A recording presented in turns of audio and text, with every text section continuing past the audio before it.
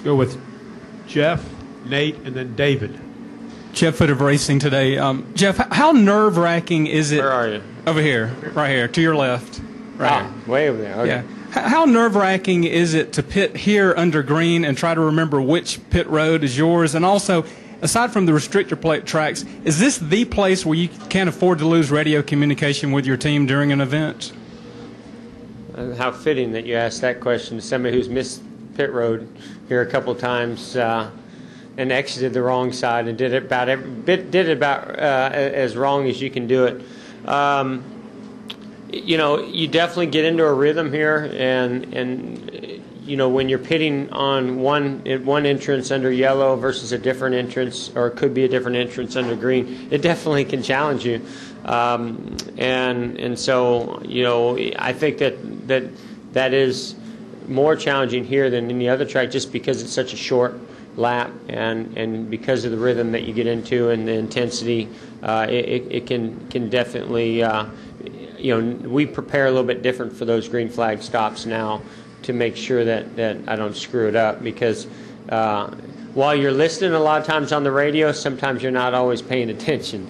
And so, you know, they'll tell you, you know, don't forget to pit on this side, but you're so focused on what's going on that even then sometimes you don't really it doesn't sink in. So I think now making the mistakes I've made here under green flag stops, I think I've got it down now. What was the other part of the question? Oh, yeah. You don't want to lose radio communication anywhere, in my opinion. But, yeah, this place, you know, there are definitely some adjustments that need to be made to the car, trying to figure out when to pit. Yeah, you know, I would not want to lose radio communication here. Okay, let's go to Nate, David, and Shannon. Nate Ryan, USA Today. Jeff, you were talking about how you've struggled since they brought the new car in. Maybe you could just expand on why that is, and also if you could address, Dale Jr. talked last week that he thought the reason the racing had changed here was that the new car kind of coincided with the repaving. I think it was one race before. Do you think that has had an impact as much as the repaving on the way the racing has changed? Yeah, it was definitely a double whammy. You know, the combination of the two. You know, it's we're just now starting to get this car to where we can rotate the middle the way that you could with the old car. So one of the biggest challenges that we've always had with this car is just real tight in the center of the corner. And you know, I still think we're something that we're challenged with. So you know, that's a characteristic that you really need here. You have to have a car that really rotates the middle. And sticks in the racetrack, and this car just, you know, did not have that at the beginning, and we've been gradually getting it better and better and better. Then you take the racetrack, you know, it was just that one groove right on the bottom. You know, there were just certain spots on the track that you had to hit, and now, you know, you don't necessarily have that, and it's multiple grooves. To me, it's far more challenging as a race car driver to make passes, to get the car to go fast, and some guys have figured it out, and some guys haven't. And so I guess, yeah, the combination of those two things, you know. But you know, I'm kind of confused now, because I didn't realize that what the fans really love about this racetrack was just how you knocked one another out of the way, and you know, the sparks. And I mean, I knew that was an aspect of it. I didn't realize that if we actually had made three-wide racing at Bristol, then people wouldn't like it as much as single-file racing. You know, and so I find that interesting. You know, it teaches us a lot about the sport and the fans, and you know, I think as long as we're putting exciting racing out there, which, you know, like the other night in the truck race, there was controversy, there were sparks flying, there was great racing, and they love that race. So, you know, the racing can still be great, and the fans can still love it, even under this configuration. David Caravella, NASCAR.com. Would you think there'd be any discomfort with the idea of Danica making her Cup debut at the Daytona 500 in a plate race?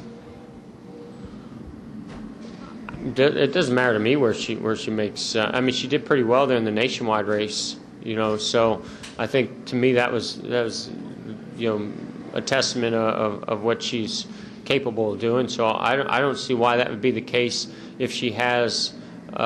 She's racing the Indianapolis 500. I mean, to me, that's pretty challenging. I think that if that's where they want to make their debut, I wouldn't have any heartache against it, because of the tracks that she's raced at in the Nationwide Series. To me, it's when you've never raced at a super speedway, especially with the drafting that we have now, the tandem drafting. If you had never done that before, never been on a super speedway before, then I might question it, but that's not the case for her. All right, we got two more, Shannon, and then I think we'll end with Claire. Shannon Spake, ESPN. You mentioned not letting Kyle get any more momentum this weekend. Obviously, he's very good here. He's won in Atlanta, Richmond. Is he, right now, do you think he has the most momentum going into this chase? And how dangerous does that make him once we hit those last 10 races? Yeah, he's certainly a guy that already has a lot of confidence in his abilities, and we know they have a strong team. Everybody has weaknesses, and we've seen their weaknesses so far this season, and but yet we see what they're capable of at the same time. So to me, there's no doubt that at this point right now, the target is on the 18. They've won the most races. He's leading the points, and that he's got very strong tracks coming up. Again, it all changes when you get in that chase, and that's why you can't ever count the 48 out. They're so good at those 10 tracks, and plus, there are just certain teams that know how to step it up and get to that next level when the chase begins, and so you can't count out. There's a lot of teams you can't count out. But yeah, I would definitely say they've got the most momentum, and I think it's always been known that Kyle is so talented and runs so good at so many different tracks, as well as Gibbs, that every year when it comes chase time, you think, oh, is this going to be the year that Kyle wins it? And they've self-destructed in the past. So is his maturity level? Is the experience? Is the team? Are they all better prepared this year to not self-destruct when the chase comes around? Only time will tell. Final question, Claire. Claire B. Lang, Sirius XM NASCAR Radio. Can you be volatile and win a championship? And can you be volatile at times and win it? Can you be volatile, say, in the Truck Series, have at it with someone there, yet keep it together and be, sort of focused in the Cup Series? Can all that, talking about the mindset of being able to pull off a championship run? I couldn't, but the Busch brothers seem to do it very well. So, I mean, it's I think pretty well documented and clear that they get very excited and share their emotions over the radio quite often, and they're still able to go to victory lane. So, I mean, that's why I mentioned what I mentioned. It's just how they, I think especially for Kyle right now, it's how those first couple races go in the chase. That's the difference in the chase.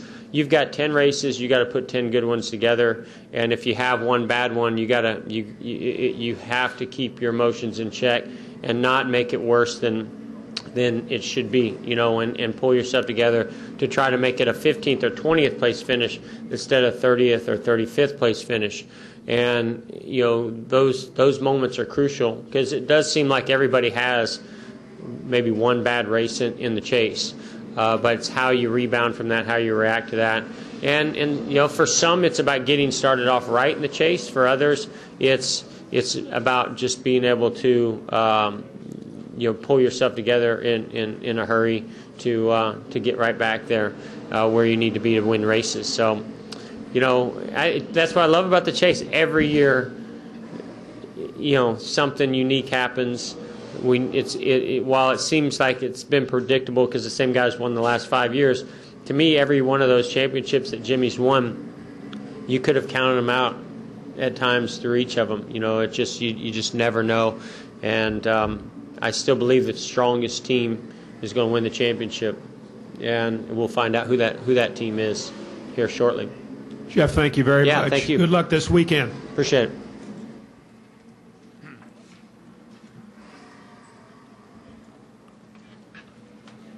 Thanks, man. Good luck.